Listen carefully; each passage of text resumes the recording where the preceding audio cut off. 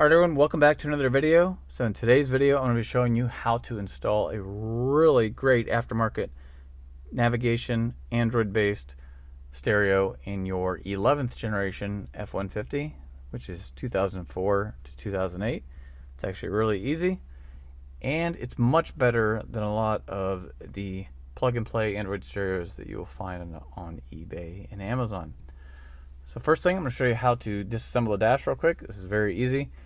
For our sake, just pretend this is the stock stereo right here. I'm just doing some fitting. What we're going to do is take a plastic TIM removal tool or a screwdriver and just get it in this top little bit here. And we're going to pry. And then only clips are holding this top part on right here. There's a little wiring harness that holds the passenger airbag light indicator together. We'll just unclip that by depressing the little clip on there, and then we're going to allow this to drop down like this. You don't really need to remove anything else at this time. You can just allow it to lay like that. Next thing we're going to do is there are 4 factory 7mm bolts that hold the stereo in.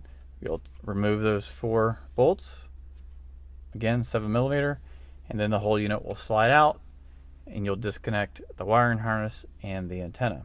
Now, depending on the series you have, there may be a couple of wiring harnesses if you have like an upgraded trim level F150.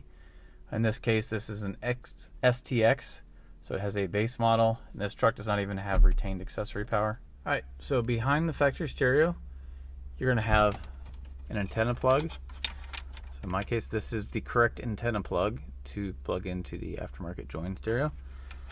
We're going to have our main power harness coming from the truck. Again, if you have an upper trim level, you may have a secondary, smaller one. I'll show you what to do with that. This one has our power and speakers and everything else. So what we're going to do is, I'll have a link in the description below. So you'll buy the joining stereo. You need to buy a plastic trim kit, which is like this. I had a different aftermarket stereo in here, same one. And the wiring adapters, which will cover the main harness and this one here. With this truck, you don't need any CAN bus interface because it's kind of like old enough that all of your power and feed wires come off of here.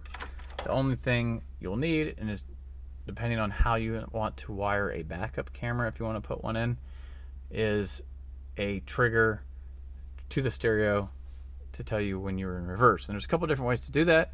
When you install the backup camera, you can connect into your backup lights, and from the wire that comes from the backup lights, there'll be this extra little red wire, and that will be the signal for the stereo to put it in reverse. What I did is I ran a short wire over to the body control module that's right in here, and it has the output for backup lights, and that is the trigger for here. And the reason I did that is because my backup camera is powered all the time. That way I can pull it up while I'm driving. It kind of goes along with the whole point of this joining stereo. So also we're going to be installing the joining AR camera system, which you can see I've already got it mounted on the window there. It just uses double-sided tape. We're going to hide the wires behind here and bring them over to here, and that would be our front camera.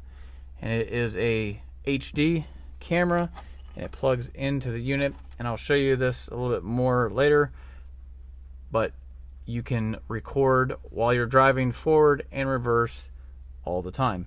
Join sells a kit that includes a reverse camera and a front camera.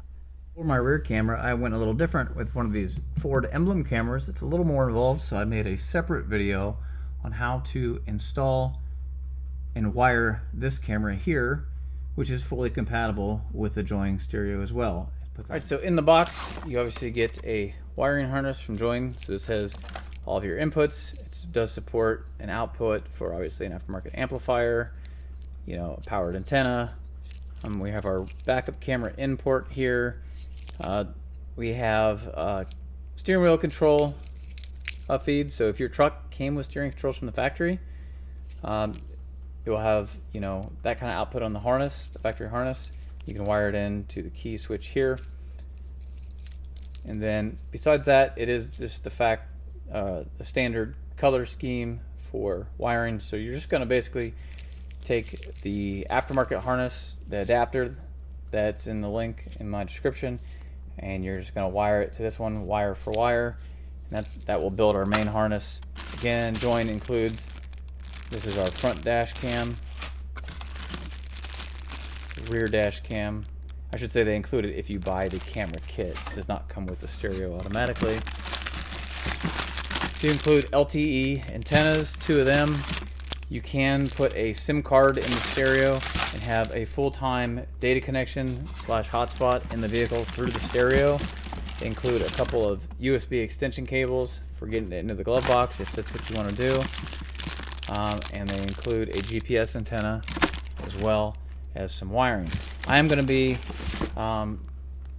installing an aftermarket amp at another time, so I'm going to pre-wire the signal, basically the trigger wire to turn the amp on, and the RCA. And for joins, they have a mono output for the subwoofer RCA, so I have a 1 to 2 RCA output connector that will work with my amplifier.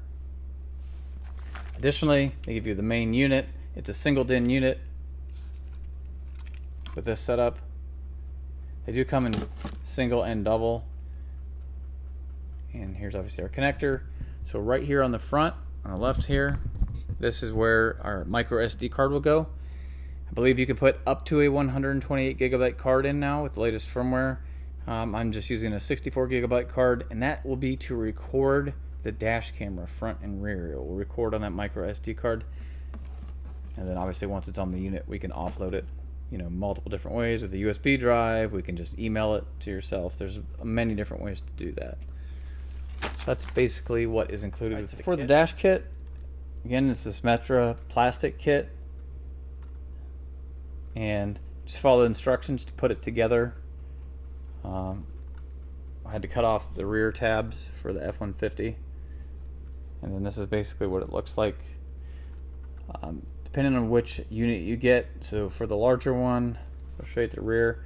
This is where I mounted it, and you need to get it just positioned in here just right so you can align your screws to where the screen looks right. So right now, when I put the screen in, you can see that it's going to be a little high. There's a gap down there. So there are adjustments on the back of the screen. You can move these feet so we can allow it to sit down where it needs to be, or you can move the whole unit in the mount. Nice thing about this smaller display is it all fits within this kit here like that. So basically we can test fit it as much as we want without reinstalling the dashboard over it. It did not come with any screws, the stereo or the dash kit for mounting, so luckily I had a couple lying around in the garage that weren't too long that fit in the side. There are electronics in there, so you need to make sure that screws fit. You could just order a set of regular stereo DIN screws. I'll have a link to those as well. So here's what the setup looks like installed. Screws on each side. Let's see. Obviously it doesn't recess like a normal double DIN would. It's going to sit in front of it. Alright, so to get the stereo full installed here, basically I took the included GPS antenna and I placed it with some double-sided tape. Kind of hard to show you, but it's back up here on top of this metal rail that runs up under the plastic here. So the GPS antenna can be under the dash, it just cannot be below any metal. So it is up there. I've got the wire running to where we can hook it to the back of the unit here. Again, I hooked up the front camera, the rear camera, like I showed in the other video, and then I have my connections for a USB port going to the glove box here. And then I also added, with an aftermarket extension, I drilled a small hole here and put a USB port. So this is going to plug into the back of the joining stereo where it says OTG, and this will be used for wired CarPlay, Android Auto, or anything else. You could plug a thumb drive in or anything. You can also plug a thumb drive in to the glove box there. The join head unit does have a third USB port right here on the back. This is normally used for a different kind of windshield DVR, but you can just use this as a third connection for anything. Possibly one of the aftermarket accessories. You could add a TPMS system, USB TPMS, to the vehicle, since they didn't come with one until later. But the USB port I'm talking about is right here. It's the top one. It says OTG.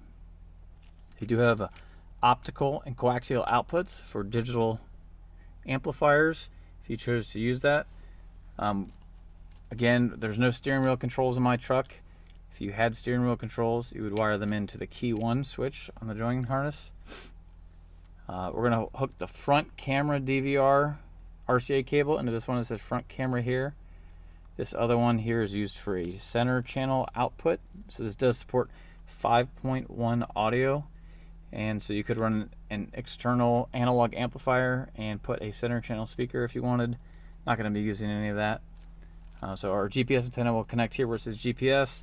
Another connections I will be making is I'll pull off this plug here for the subwoofer. I'm going to be plugging that in while I'm back here. And then this will be ready to go in our harness. We've got it all hooked up. This is for the amplifier. It's got like a little fused output here, and it is this orange or the black stripe. You know, we made our connections, you know, with our illumination and our wiring and our switched inputs. Here's our camera wires. The front and rear cameras connect together via like a shared power cable, and then this plugs into the back of the head unit. There's an output right here. It says camera power, so the head unit will actually provide the power to both the cameras. So I'm ready to go ahead and make all my connections and get this put in. Again, if you wanted to hook up LTE, this would be your SIM card slot in here. Just takes a regular large size SIM card, and then you would obviously add those additional antennas, and you'd probably want to stick them in the windshield, and then you would make those 2 antenna connections here. So additionally, I also ran a external microphone up here. Again, it's tucked behind there. I don't really, the included microphone, it works okay, but there is a better microphone out there. It's only about $5 or $6 on Amazon. I'll have a link to it in the description as well. It was my fix that I recently found to make these joint Android stereos sound just like an OEM solution. So I'd recommend purchasing that one if you're going to be using the hands-free calling.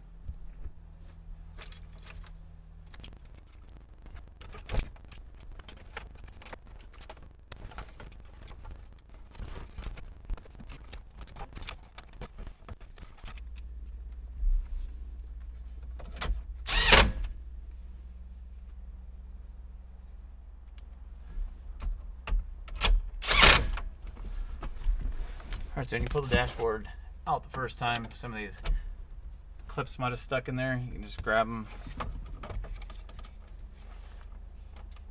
figure out where it came off of, and stick it on.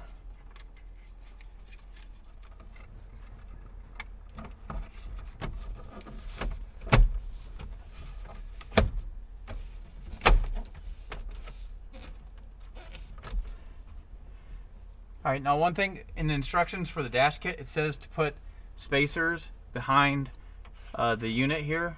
Ignore those instructions. Do not put spacers behind there. Just, you'll see what I mean. There's these little just round spacers to space this out. Just don't use those, and it will be perfect. So there's a temporary screen protector in place. Go ahead and remove that.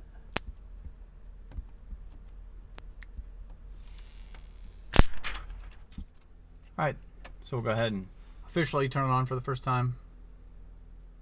Alright, so being in the garage, I'm not going to have a great radio reception, but so radio function. And I have no coverage in here. I'm in a pole barn right now, but that's what the radio looks like. So I did change the wallpaper already on here. Basically, to change the wallpaper, you can go to this wallpaper app right here, and then you'll select your day wallpaper. That's how you can do that. And there are multiple screens of options here. Select something here, and then pick our dark. So this is when your headlights are on, and then you can see what that looks like. Just turn on your headlights,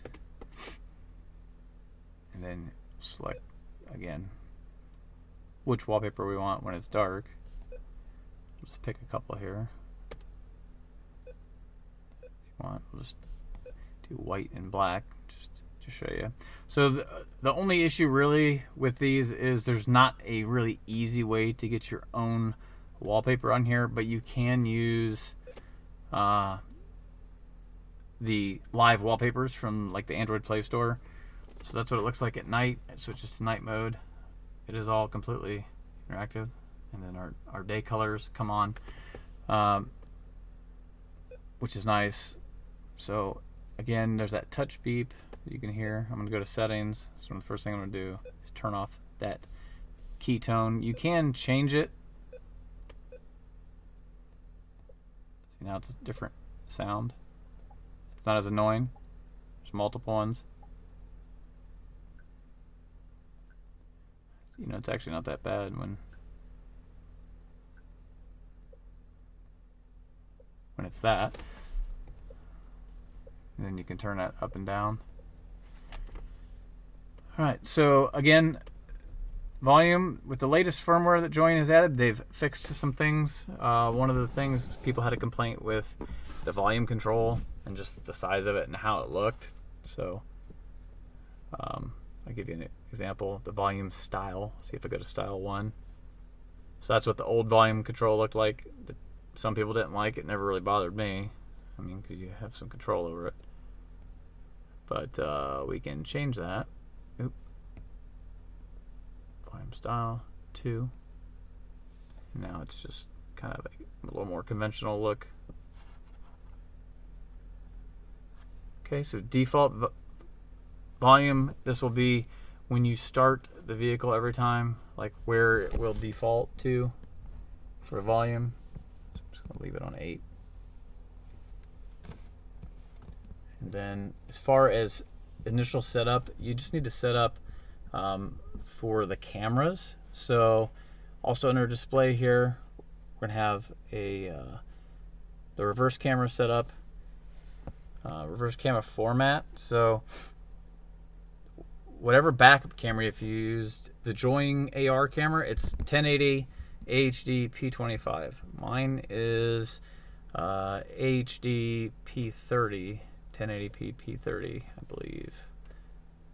The camera that I used with this truck. Then reverse camera power supply. This is that wire that comes out of the back. Do you want it only to come on when it's in reverse, or do you want it to be all the time on? So often power on is on all the time. Camera configuration, or we just want normal reverse. This is for if you have like 360 cameras and some other factory options. So let me give you an example here to kind of show you. I'll put it in reverse.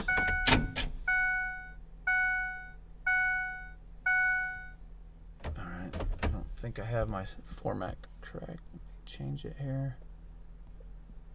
It might be HD 720 P30 for my reverse camera. I think that is the issue. Correct. So that was the issue. Alright, so the backup camera I used. Now the JY one's going to be different. Again, we can add some guidelines. Like I have them turned off on the camera, so I just flip them on there. See, now we have guidelines. You can kind of set how that looks. If you don't prefer guidelines, you can do something called a track. And then there's a couple different track styles you can pick from. So I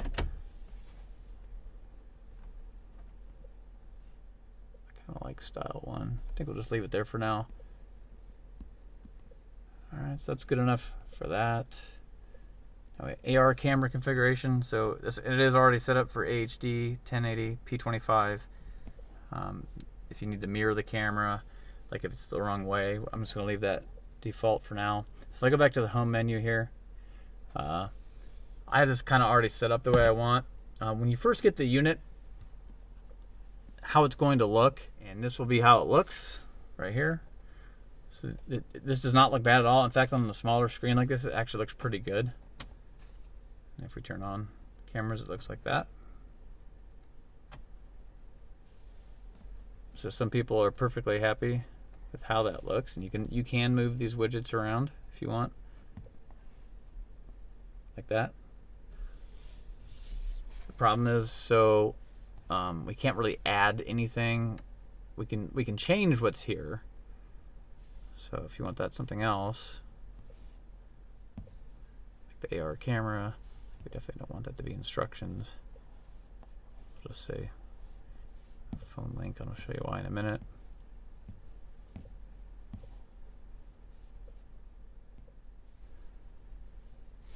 So it does not look too bad. And like I said, some people would be perfectly happy with how this looks. I kind of prefer theme 2, display system, UI 2. And that's this one here. Again, it's just your personal preference. This one's a little more customizable, like what you can put on the display. So moving on, we'll move on to the AR cameras. So there's my front camera. You can see a little bit, that's just on the video there, the lights in the room, since this is a PAL based camera. I have really strong fluorescent lights, that's why you see a little bit of that jitter on the rear camera. See that that's NTSC, that's why it's not showing up there. So we're going to go ahead and format. First thing, I put that memory card in, behind the screen. We're going to format that. Then you can set your file path. So we obviously want to set that to SD card. And segment size, you can change 1, 3, or 5 minutes. 3 is pretty good. That's each block that's recorded on the card. Record definition, normal, medium, and high. And then this is whether they automatically start recording. So I'm going to turn those on so they're always recording. And it just started them recording. Okay, so if we go into the settings here for sound, this is where things are pretty interesting. Obviously we have our EQ we need to set up here. So in this vehicle there isn't 5.1 channels. In fact, we only have 4 speakers. We'll say 4.1 because there is going to be a subwoofer. And then you can turn DTS on or off. DTS kind of sounds like a loudness control, on like the older stereos. You can play with it, see what you like. There's all these standard presets here that it comes with. And then if you don't want to do presets, you can do just an EQ like this. Now the thing to note, there is 3 screens of this EQ. So like this is most of the bass, this is your mids, this is your highs. So just don't think that, to adjust your EQ, it's just this one screen. It would be nice if you could consolidate this down to one screen. They have simplified it a little bit. You can go individual channels, whether you want like front left, front right, link channels. So this is front left, front rear. But you do have to do your rears and your fronts separately when you do them manually like this. If you just go with one of the presets, it adjusts all of them for you. So keep that in mind. Fade balance, it's just kind of standard. You can move that around wherever you want. So these are modes. Cinema, mono, music, dedicated, You can turn on a virtual center. It kind of just play with these things. You'll see how they sound. You kind of got to determine what you like best. If you don't have, obviously, a center channel, it kind of blends some of the sound, makes it sound like there's a virtual center. This is like a surround. Mixing levels, again, play with that. Bass boost. I kind of just leave this alone. You can control whether you want to change it to the front, rear, or subwoofer speakers for the bass boost. A lot of customizability here. Sound focus, again, I leave that stock. And then separate subwoofer controls. You can change the gain on the subwoofer, turn the phase on or off, reverse the phase if you need to. A lot of times you can do that right on the subwoofer. And then here is our crossover. So again, front speakers, you can take some of the bass out of them, so if they're stock speakers. That way they don't sound distorted at high volume. You can send your bass to either the rear speakers or most of it to the subwoofer. And you can adjust all of these individually with your individual gain adjustments. And this is obviously your crossover. We can change the slope. So let's see, let's do our subwoofer. All right, so again, this is an Android-based stereo. You can run apps natively. You can go into the Play Store, run stuff, download stuff right on here. You can download Waze, all that stuff. But you need to either have the unit on a Wi-Fi hotspot or a dedicated SIM card. Now, if you just want to use, Android Auto or Apple CarPlay, you can do wired or wireless Android Auto, Apple CarPlay. If you're going to do wireless, the first step is to connect usually to the Bluetooth. We would connect for Android at least to Bluetooth first. CarPlay may be a little bit different, but the phone link app on here is the one you're going to go to. It's this car letter app. When you open that, select what mode you want to be using. For me, it's going to be Android Auto.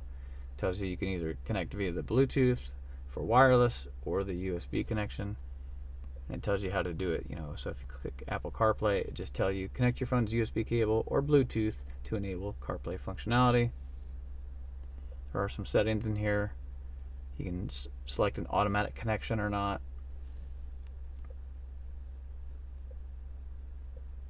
So let's just put it in Android Auto for a moment, and then I will go ahead and connect up my phone here so you can kind of see. So you can see just regular old Android Auto.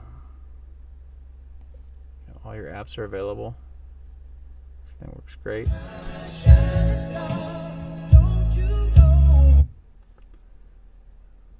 So not a lot to that. It is a stock Apple CarPlay Android Auto experience. Everything works correctly. You turn on your headlights, it goes to dark mode. Again, so specifically for F150 owners, I'll go ahead and show you here how to set the lights up. Remember where it's at here. Oh yeah, so if we go into display, the colorful lights, we want to put button light control to auto. You can make it always on, which isn't a bad idea. That way if you want to see those buttons during the daytime, because they can be kind of hard to see what's what, depending on how bright it is. For this case, I'm going to say auto. Does it support colorful lights? It does. That's just saying, this software runs on a lot of different units, whether that has RGB lights or not. We're going to select manual, and this is my settings to make it match the F-150. 10 on red, 19 on green, 0 on blue. You can turn them up higher depending on what colors you want. Obviously they have some presets. They have this new thing, so if you click auto, you can have it just scroll through a bunch of different colors, and you can slow the speed down. This is new in this firmware.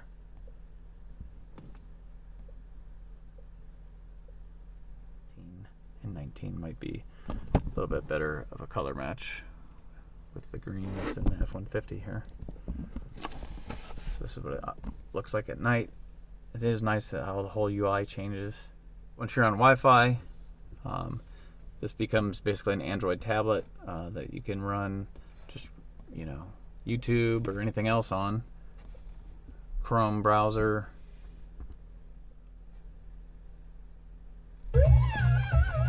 Don't think. Just do. What the? Hang on! We gotta get low! The terrain will confuse his targeting system. So you can see great, obviously, experience on here. Really neat. using, so this is an Ocean HD, this is a live wallpaper. So if I set that, so again, you can just use a live wallpaper instead. Work. Yes.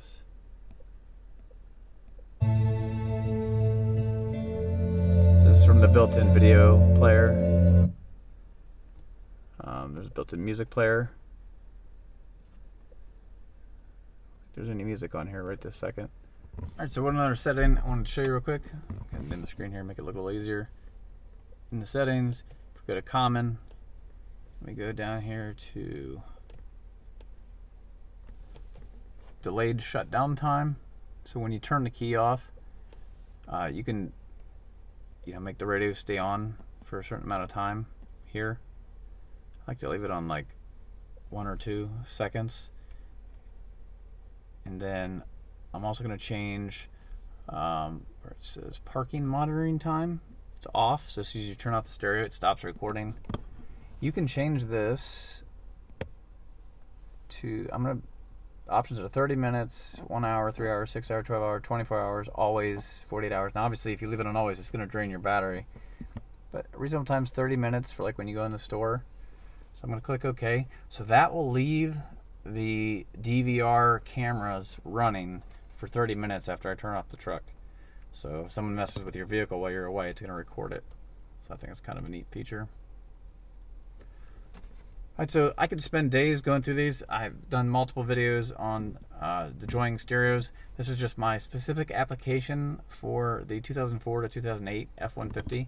Again, I think it turned out really good, the look of it. Alright, so if you'd like something a little bit bigger than obviously the 7-inch one that I just showed you, they also make this 10.1-inch model here, which obviously fills out the dash more. It's gonna, stick up a little bit. Doesn't cover anything though. So for some of you that may be the look, it still has the physical volume control. So there will be links to both of these models in the description. This one is just a little bit more expensive just because of the larger display. Both do have the same resolution. See, very, very good display. Alright, so you saw we have options for a larger screen as well, which is kind of neat, as well as the smaller screen here. I actually prefer the look of this in the F150 just because it kind of matches the factory cutout. But if you want more of that larger tablet and a better view, Join makes the one with the physical volume, which I just showed you, and they also make even bigger ones. And then you start getting to where you're going to block off some of your vents a little bit and stuff, and possibly have some interference with your controls. But whichever one you want, they've got it. This is the best hardware Android based head unit you can buy, aftermarket for sure. There's no one that even comes close. I actually tried in the F150 one of the ones that fits perfectly. I bought the most expensive one I could find, that's actually like has the factory plugs and plugs right in, but it's Android based. It was complete garbage, buggy, horrible. So take it from me, stick with the best, and you're not really going to pay that much anything more. I'll have a link in the description where you can get this for the best deal. Be sure to like, subscribe for more of these videos. Until next time, we'll see you later.